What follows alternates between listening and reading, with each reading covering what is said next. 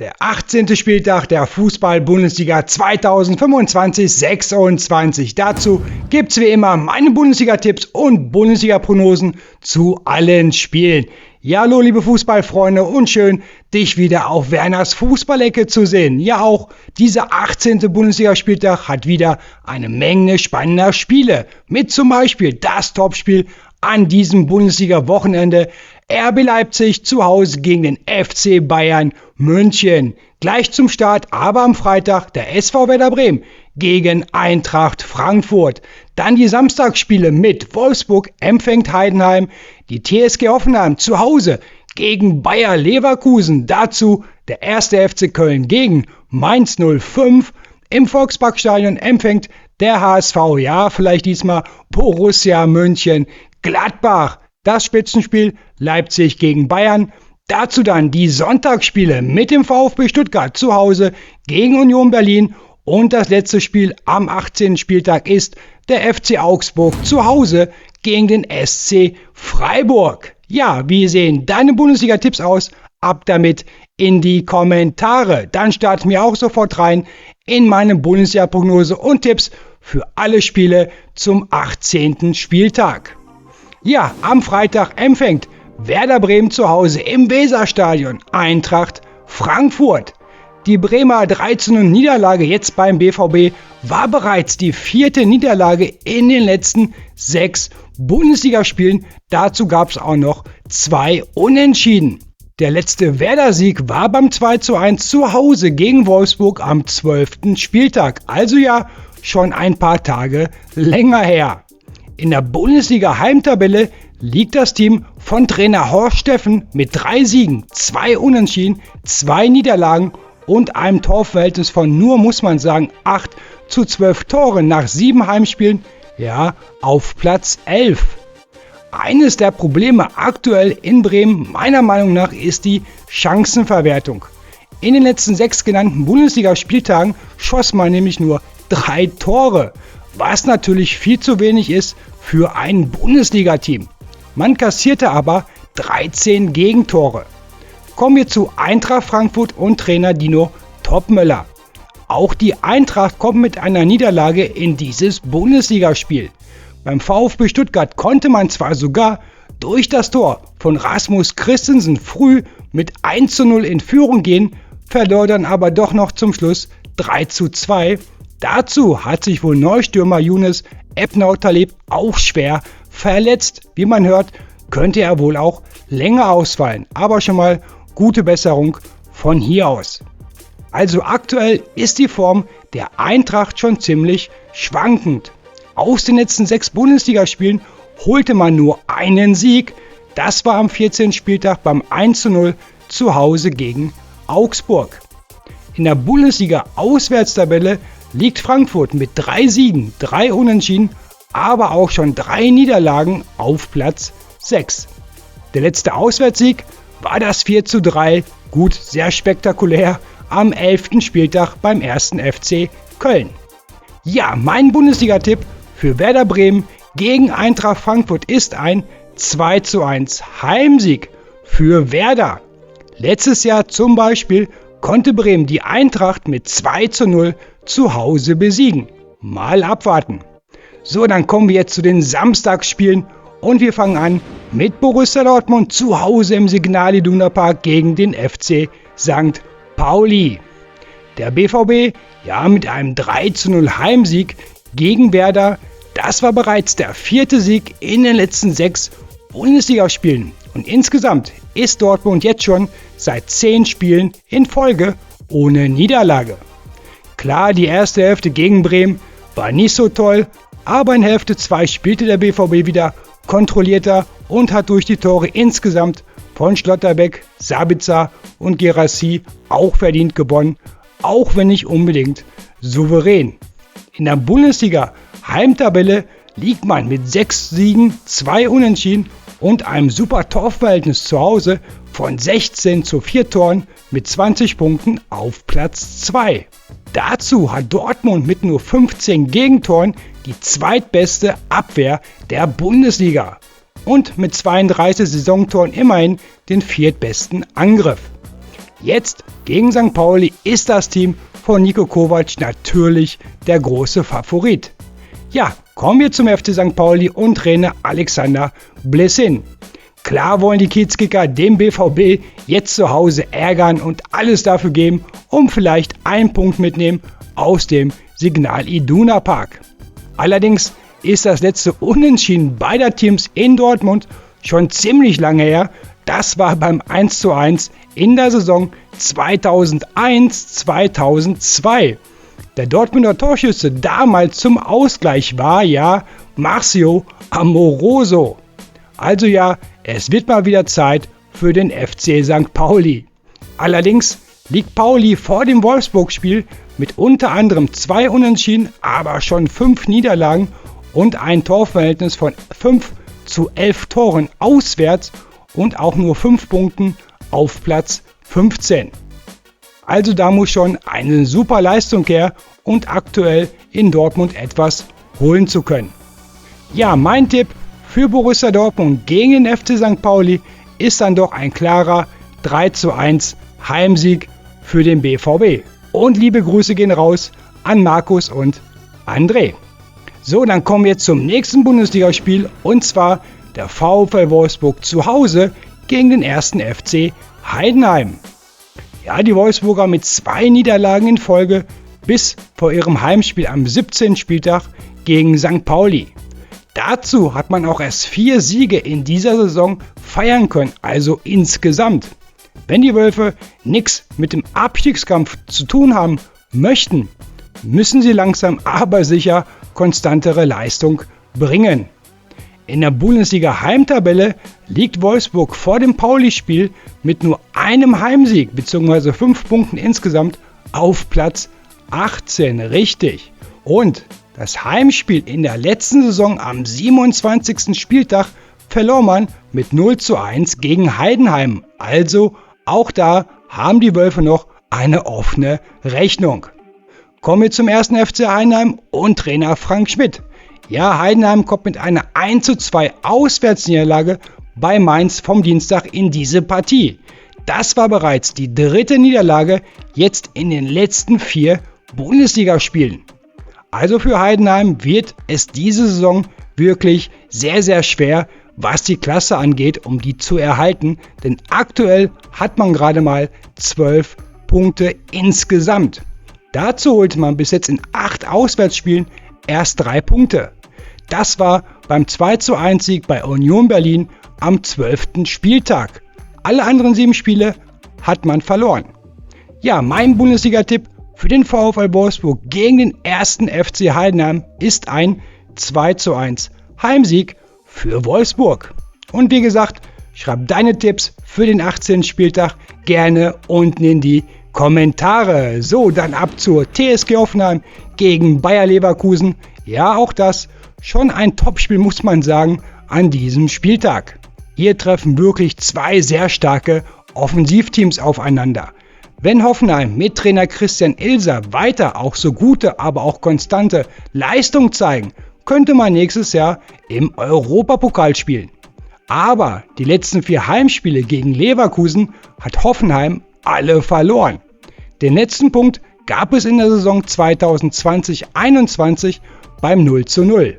Also ja, das wollen die Hoffenheimer Spieler dieses Jahr bestimmt ändern. Kommen wir zu Bayer Leverkusen und Trainer Kaspar Juhlmann. Für mich gehört auch Bayer zu den Kandidaten, die nächstes Jahr Europapokal spielen. Auch wenn sie hin und wieder Punkte lassen, vom Kader her aber hat man einen der besten der ganzen Liga. Aber klar ist auch, das müssen die Leverkusener Spieler dann aber auch konstanter zeigen. Was die Offensive bzw. Tore angeht, ist Bayer das drittstärkste Bundesliga-Team. Also das Spiel Hoffenheim gegen Leverkusen wird auf jeden Fall kein 0:0 werden. Ja, mein Tipp für die TSG Hoffenheim gegen Bayer Leverkusen ist ein 2:1 Heimsieg für Hoffenheim. So, dann geht's auch gleich weiter. Der 1. FC Köln zu Hause gegen Mainz 05. Nein, kein Karneval, ein Bundesligaspiel. Ja, die Kölner warten vor dem Bayern-Spiel mittlerweile seit 7 Spieltagen auf einen Sieg. Der letzte war dann aber der klare 4:1 zu Hause gegen den HSV am 9. Spieltag. Seitdem aber 4 Niederlagen bzw. 3-mal unentschieden. Für mich wird der FC nichts mit dem Abstieg zu tun haben, dennoch aber muss das Team von Trainer Lukas Kwasniok wenigstens ihre Heimspiele im Rhein-Energie-Stadion gewinnen. Und das am besten jetzt sofort gegen Mainz.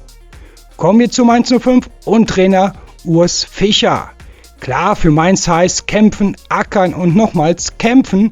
Jeder Punkt ist aktuell mega wichtig, was den Abstiegskampf bzw. Tabellenplatz angeht.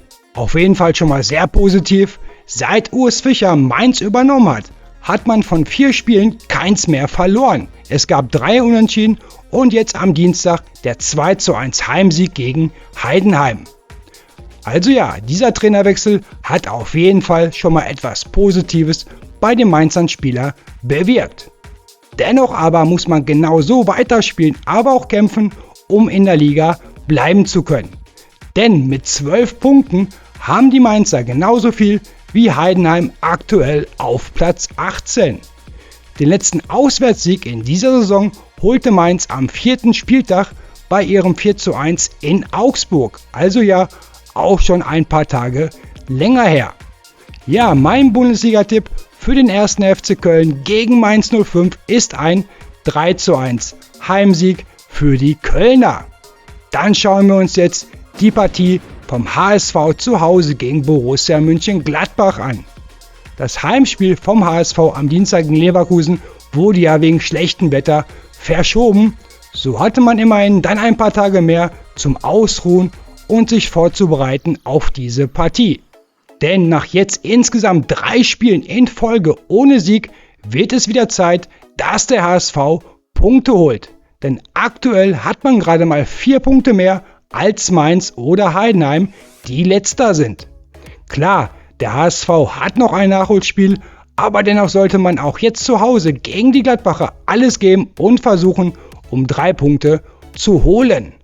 Und dass das Team von Trainer Merlin Polzen zu Hause gewinnen kann, haben sie beim 2:1 zu Hause gegen Stuttgart, wie aber auch beim 3:2 Erfolg gegen Bremen gezeigt. Kommen wir zu Borussia Mönchengladbach mit Trainer Eugen Polanski.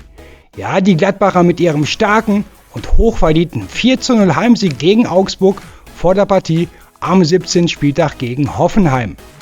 In den letzten 6 Bundesligaspielen gab es von Unentschieden, Siegen oder auch Niederlagen alles, aber dennoch sieht man schon eine Leistungssteigerung, seit Eugen Polanski das Gladbacher Traineramt übernommen hat.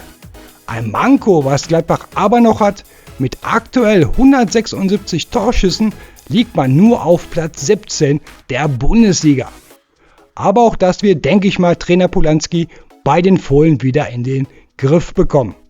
Ja, mein Fußballtipp für den HSV gegen Borussia Mönchengladbach ist ein 1:2 Auswärtssieg für Gladbach. So, dann kommen wir jetzt zum Bundesliga-Spitzenspiel am 18. Spieltag. RB Leipzig empfängt den Rekordmeister und Tabellenführer FC Bayern München. Ja, hier treffen mit die besten Offensiven der Bundesliga aufeinander. Bei diesem Spiel werden auf jeden Fall Tore fallen. Versprochen. Das letzte 0:0 nämlich war in der Saison 2019-2020 in München. Und klar ist auch, möchte Leipzig auch nur noch eine minimale Chance auf einen Titelkampf mit den Bayern haben, müssen sie jetzt ihr Heimspiel auf jeden Fall gewinnen.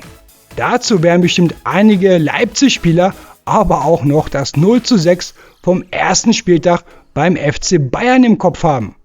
Dennoch spielt Leipzig unter Trainer Ole Werner schon einen schönen, aber auch aktuell sehr erfolgreichen Fußball.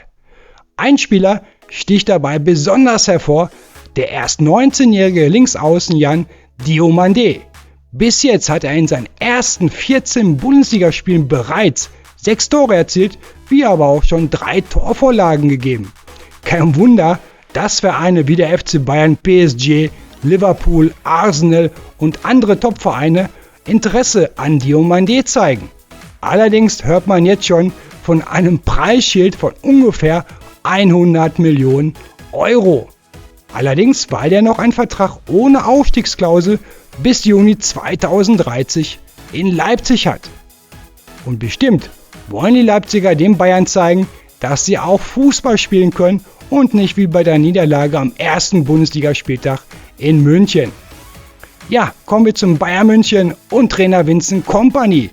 Klar, Bayern geht natürlich als großer Favorit in dieses Auswärtsspiel. Und jeder Sieg bringt die Bayern bei so einem Punktevorsprung aktuell den 35. Meistertitel immer näher. Natürlich darf der FCB die Leipziger dennoch nicht unterschätzen. Wenn man aber so auftritt wie am ersten Spieltag oder auch in den letzten Wochen sein druckvolles Spiel auch in Leipzig durchsetzen kann, seine Torchancen eiskalt nutzen könnte, ja dann sollte der FC Bayern auch bei Leipzig gewinnen können. Dazu wird Bayern-Trainer Kompany eventuell auch bei RB Leipzig wieder rotieren lassen. Denn nächste Woche Mittwoch steht das Champions League Heimspiel zu Hause gegen Union Saint-Gilloise aus Belgien an. Mit einem Sieg da könnte Bayern sich eventuell schon einen Spieltag vorher für das Achtelfinale der Champions League qualifizieren. Aber ja, die Bayern-Spieler wollen auch dieses Spiel in der Bundesliga auf jeden Fall gewinnen. Vielleicht ja auch mit einem Jamal Musiala in der Startelf. Mal abwarten. Ja, mein Bundesliga-Tipp für RB Leipzig gegen den FC Bayern München ist ein torreicher 2:3 Auswärtssieg der Bayern. Was tippst du für Leipzig gegen Bayern? Ab damit in die Kommentare. So, dann schauen wir uns die Sonntagsspiele des 18. Bundesliga-Spieltages an. Fangen wir an mit dem VfB Stuttgart gegen Union Berlin. Ja, was war das für ein Spiel beim 3:2 Heimsieg jetzt gegen Eintracht Frankfurt? Nach der schnellen 0:1 Führung der Frankfurter konnte der VfB das Spiel noch durch die Tore von Demirovic, Dennis Undav und Nicolas Nachtey zu einem Heimsieg umwandeln. Das war bereits der dritte VfB-Sieg in den letzten 4 Bundesligaspielen. Eine super Serie der Stuttgarter. Und diese wollen sie natürlich auch jetzt gegen Union Berlin zu Hause weiter fortsetzen. Denn mit einem weiteren Sieg kommt der VfB Stuttgart einen Schritt weiter, was die Champions League in der nächsten Saison angeht. Für mich persönlich hat der VfB aktuell auch einer der besten Kader, was die Breite, aber auch das Potenzial pro Position in der Bundesliga angeht. Daher gehen die Stuttgarter aber auch, muss man sagen, natürlich als Favorit in dieses Heimspiel jetzt gegen Union. Kommen wir zur Union Berlin und Trainer Steffen Baumgart. Ja, Union war in den letzten Bundesliga-Wochen schon ziemlich gut drauf. Erst der super 3:1 Heimsieg am 14. Spieltag gegen Leipzig, gleich danach der 1:0 Auswärtssieg beim 1. FC Köln und okay, dazu dann das 2:2 zu Hause gegen Mainz. Das Spiel gegen den FC Augsburg ist ja heute noch offen. Dennoch aber zeigt die Form der Eisernen auf jeden Fall nach oben. Und immerhin konnte man auch schon bis zum Augsburg-Spiel 3-mal auswärts gewinnen. Also mit der 11 von Trainer Steffen Baumgart muss man immer rechnen. Ja, mein Tipp für den VfB Stuttgart gegen Union Berlin ist dann aber doch ein klares 4:1 für die Stuttgarter. Was tippst du für das Spiel? Ab in die Kommentare. So, dann ab zum letzten Spiel des 18. Spieltags und zwar der FC Augsburg trifft zu Hause auf den SC Freiburg. Der FCR hat vor dem ausstehenden Spiel zu Hause gegen Union 2 der letzten 3 Bundesligaspiele verloren bzw. einmal unentschieden gespielt. Dazu konnte man vom 6. Spieltag bis inklusive 16. Spieltag auch nur 3 Spiele gewinnen. Daher zählt auch in Augsburg, jeder Punkt ist wichtig, was den Abstiegskampf angeht. Allerdings muss sich Trainer Manuel Baum schon noch was für die vielen Gegentore der Augsburger Defensive einfallen lassen. Denn bis vor dem Heimspiel gegen Union hat man die 4. Abwehr der Liga. Das Heimspiel in der letzten Saison gegen Freiburg endete übrigens 0:0 unentschieden. Jetzt ein Dreier zu Hause und man hätte ein bisschen Luft da unten. Dann kommen wir jetzt zum SC Freiburg mit Trainer Julian Schuster. Auch für Freiburg zählt jeder Sieg, gerade wenn man noch die Europapokalplätze bzw. eventuell die Europa Conference League Playoffs erreichen möchte. Bis vor dem schweren Auswärtsspiel in Leipzig am 17. Spieltag konnte Freiburg die letzten beiden Bundesligaspiele gewinnen. Einmal am 15. Spieltag mit 4:3 in Wolfsburg und gleich danach zu Hause mit 2:1 gegen den HSV. Also auch der SC Freiburg kann auswärts gewinnen. Mein Bundesliga-Tipp für den FC Augsburg gegen den SC Freiburg ist ein 1:2 Auswärtssieg für die Breisgauer. Ja, liebe Bundesliga-Freunde, das waren meine Bundesliga-Tipps und Prognosen zum 18. Spieltag. Hier seht ihr auch nochmal meine kompletten Spieltag-Tipps. Und ab nächste Woche auch wieder alles mit Tabelle und noch viel mehr Infos zu jedem Spiel. Wie tippst du den Bundesligaspieltag? Ab damit in die Kommentare. Ich danke dir für einen Daumen hoch fürs Video und für ein Abo für Werners Fußballecke. Also dann drückt euren Teams die Daumen, bleibt sportlich und wir sehen uns. Tschüss.